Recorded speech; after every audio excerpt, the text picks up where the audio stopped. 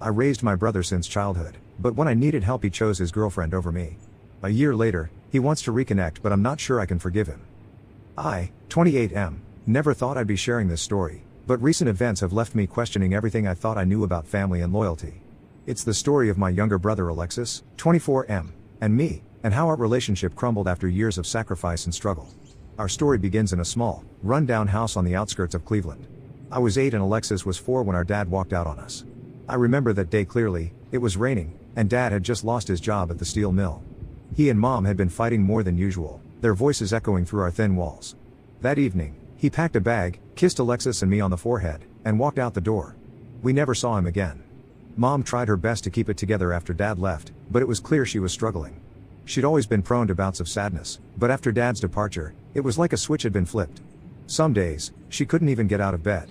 I started taking on more responsibilities around the house, making sure Alexis was fed, helping him with his homework, getting him ready for school. As the years went by, things got tougher. Mom's depression worsened, and she started drinking to cope. I'd often come home from school to find her passed out on the couch, empty bottles scattered around her. I'd clean up, make dinner for Alexis and me, and try to keep things as normal as possible. By the time I was 12, I was basically running the household. I started mowing lawns and doing odd jobs around the neighborhood to bring in extra money. We needed it. Mom could barely keep a job, and when she did work, most of her paycheck went to alcohol. Alexis wasn't an easy kid to deal with during this time. He was angry and confused, acting out at school and at home. I lost count of how many times I had to leave my after-school job to pick him up from the principal's office. But I never gave up on him. I remember one night when Alexis was about 10, he broke down crying, asking why Dad left and why Mom was always sick. I held him and promised that I'd always be there for him, no matter what. When I turned 16, I got my first real job at a local grocery store. I worked every hour I could, juggling school and taking care of Alexis. It was exhausting, but I was determined to give him a better life than I had. I'd skip lunch at school to save money, often going hungry so Alexis could have a proper meal. There was one particularly rough period when I was 17. Mom lost her job again and went on a weeks-long bender. We were behind on rent and utilities, and I was worried we'd be evicted. I remember staying up late, poring over bills, trying to figure out how to stretch my meager paycheck to cover everything. Alexis found me crying at the kitchen table one night, overwhelmed by it all. Instead of panicking, he sat with me and helped me sort through the bills. It was the first time I felt like we were truly in this together. When I turned 18, I made the tough decision to move out and take Alexis with me. Mom was in no state to care for him, and I was worried about his safety. It wasn't easy, but I managed to rent a small apartment and became Alexis's legal guardian. I worked 2 jobs while finishing high school online. It was the hardest thing I've ever done, but seeing Alexis start to thrive made it all worth it. Over the next few years, things slowly improved. I worked my way up at the grocery store, eventually becoming a manager. Alexis settled into his new school and even joined the basketball team. I'd work extra shifts to pay for his uniforms and equipment, determined to give him as normal a life as possible. When Alexis graduated high school, I was so proud I thought my heart would burst. He was the first in our family to get a diploma, and I felt like all our struggles had been worth it. Alexis decided to go to community college, and I supported him fully, picking up even more hours at work to help pay for his books and tuition. Meanwhile, I started taking night classes in IT. It was tough, balancing work, Alexis's needs, and my own education, but I was determined to build a better future for us. There were nights when I'd be up until 3 a.m. studying, only to have to be at work by 7 a.m., but I pushed through. Fast forward to last year. After years of hard work and certifications, I finally landed a job in IT at a local tech startup. It was a dream come true, better pay, better hours, and a chance to use the skills I'd worked so hard to acquire. Alexis had just finished community college and was working at a local restaurant. Things were looking up for both of us. Then, out of the blue, the startup went under. They had lost their main investor, and suddenly, I was out of a job. I wasn't too worried at first. I had some savings and thought I'd find another job quickly. But weeks turned into months, and my savings started to dwindle. I was doing everything I could, applying to jobs, taking on freelance work, even going back to delivering groceries at night. But it wasn't enough. 3 months ago, I realized I couldn't make rent. I had never felt so defeated. After years of struggle and sacrifice, I was right back where I started. I swallowed my pride and asked Alexis if I could crash on his couch for a few weeks until I found a new job. To my shock, he said no. He claimed his girlfriend, Rosie, 23F, wasn't comfortable with it. I couldn't believe it. After everything I'd done for him, he couldn't even offer me a couch to sleep on. I ended up having to move in with a coworker, Tom, 32M, who I barely knew. It was humiliating and uncomfortable, but I had no choice. I found a new job after about a month and got back on my feet, but I haven't spoken to Alexis since that day. Now, Alexis has been trying to reach out. He's left voicemails, sent texts, even showed up at my new apartment. He says he's sorry, that he made a mistake, that Rosie pressured him into saying no. But I can't bring myself to forgive him. Every time I think about forgiving him, I remember all the nights I went hungry so he could eat, all the hours I worked to put him through school, all the sacrifices I made. And then I remember how easily he turned his back on me when I needed him most. Am I wrong for this? Should I give him another chance? I just can't get over the fact that when I needed him most, he chose his girlfriend over me. Part of me wants to forgive him, he's the only family I have left, after all. But another part of me is so angry and hurt that I can't imagine letting him back into my life. I've spent so long putting Alexis first that I don't even know how to prioritize my own feelings in this situation. I never thought I'd be in this position. I always believed that the bond Alexis and I shared was unbreakable, forged through years of hardship and mutual support.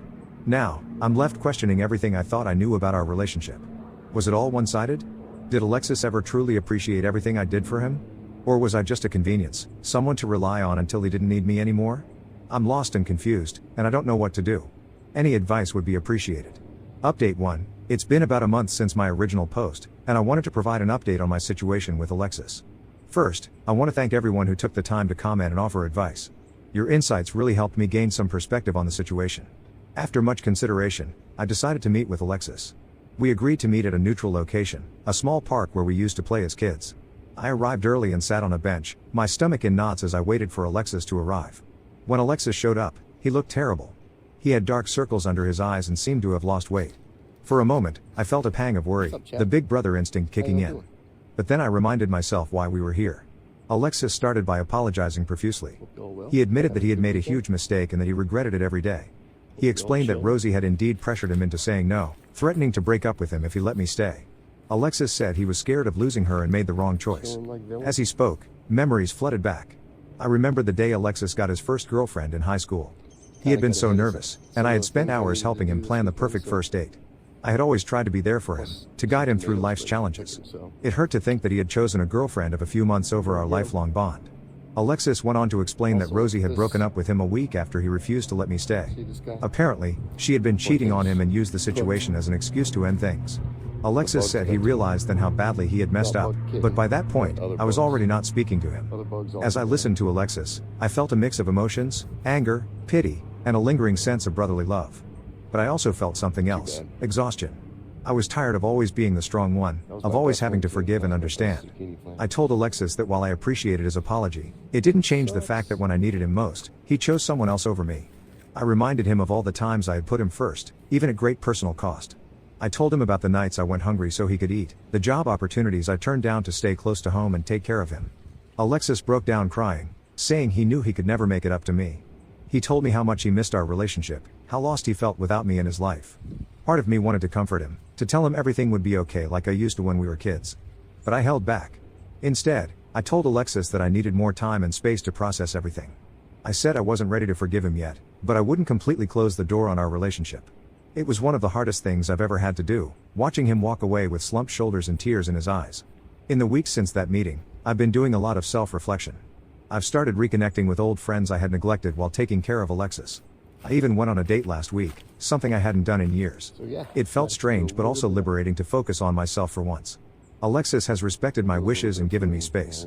He sends a text once a week, just checking in, but doesn't push for more. Part of me misses our relationship, the easy camaraderie we once had. But another part is enjoying this newfound freedom, the ability to make decisions without considering Alexis's needs first. I've also been thinking a lot about our mom. I haven't spoken to her in years, not since I moved out with Alexis. Part of me wonders if I should reach out, try to mend that relationship too. But then I remember all the pain and struggle, and I'm not sure I'm ready for that. As for the future, I'm still uncertain. I don't know if Alexis and I will ever get back to where we were. Maybe we shouldn't. Maybe this is an opportunity for both of us to grow, to establish a healthier relationship built on mutual respect rather than dependency. For now, I'm taking it one day at a time. I'm focusing on my new job, on building a life for myself that doesn't revolve around taking care of others. It's scary and exciting all at once. I'm still hurt by what Alexis did, but I'm trying to use this experience as a catalyst for positive change in my life. I don't know what the future holds for Alexis and me, but for the first time in my life, I'm putting myself first. And it feels both terrifying and liberating. Update 2. It's been 6 months since my last update, and I wanted to share some developments in my situation with Alexis. Over the past few months, Alexis and I have slowly been rebuilding our relationship. We started with occasional text messages, then progressed to phone calls every couple of weeks. Last month, we finally met in person again for dinner at our favorite pizza place from when we were kids. Sitting across from Alexis at that familiar red checkered table, I was struck by how much had changed. We used to come here after his basketball games, me still in my work uniform, scraping together enough change to split a small pizza. Now, we were both adults, ordering our own meals, an awkward silence stretching between us. Alexis broke the ice by sharing some news with me. He's been seeing a counselor to work through his issues, particularly his tendency to let others influence his decisions. He admitted that he had always relied on me to make the tough choices, and when I needed him, he didn't know how to step up. As he spoke, I remembered all the times I had to be the adult in our relationship. Like the time when Alexis was 16 and got caught shoplifting. I had to leave work early to pick him up from the police station, then spend hours negotiating with the store owner to not press charges. I was exhausted and angry, but I never let Alexis see that. I just focused on getting him through it. Alexis also told me that he's been volunteering at a local youth center, mentoring kids from troubled backgrounds. He said it's helped him understand and appreciate everything I did for him growing up. It was a bittersweet moment for me. I was proud of his growth, but it also brought up a lot of painful memories. We talked about our childhood and our mom. Alexis confessed that he had always felt guilty for not doing more to help when we were younger. I explained that it wasn't his responsibility, he was just a kid, and I had chosen to take on that burden. It felt strange to finally have this conversation, to acknowledge the abnormality of our upbringing. As for me, I've been doing well. My new job is going great, and I've even been promoted. I'm seeing someone new, Emily, 26F, and things are getting serious. It's the first time in my life I've been able to focus on my own happiness without worrying about anyone else. Alexis seemed genuinely happy for me, but I could see a flicker of something, perhaps regret or sadness, in his eyes when I talked about Emily. I wondered if he was thinking about Rosie, or if he was realizing just how much of my life he had missed out on. Before we left the restaurant, Alexis hesitantly asked if we could make this a regular thing, meeting for dinner once a month. I agreed, but with the caveat that we take things slow.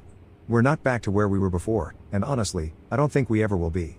But we're building a new kind of relationship, one where we're equals, not caretaker and dependent.